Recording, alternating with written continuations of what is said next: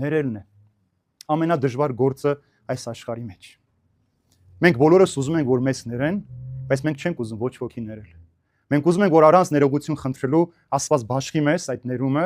բայց մենք ուզում ենք, որ մեր դիմացին անպայման նվաստացնելով խնդրենք մեզանից այդ ներողությունը խնդրի, որ մենք իրեն ներենք։ Ներելով դու ինքդ ես խաղաղվում, ներելով դու ինքդ ես հանգստանում։ Եթե դու չես ներել, ինչքան էլ աղոթես, ինչքան էլ պահես, ինչքան էլ խնդրես, մեկ է քո ներսում խաղաղություն չի լինելու, որովհետև այդ չներելու զգացողությունը քեզ որդի պես ամեն օր պիտի կրծի ներսում։ Քեզ ամեն օր պիտի տանջի, որովհետև դու ասում ես Տեր Աստված, ների ինձ այնպես, ինչպես ես եմ ներում իմ դիմացիներին։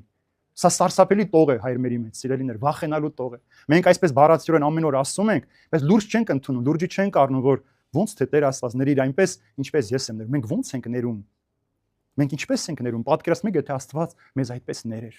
Աստված էլ մեր տկարության չափով մեզ ներեր։ Դրա համար Հիսուսն նաև ասում է, ինչ դատով որ դատեք, այդ դատով պիտի դատվեք։ Ուրեմն շատ զգուշ պիտի լինենք, որովհետև ներելը մեծագույն առաքինություն է։ Ներելով դու ինքդ քեզ ես փրկում եւ քեզ մոտեցած մարդուն ես հնարավորություն տալիս փրկվելու համար։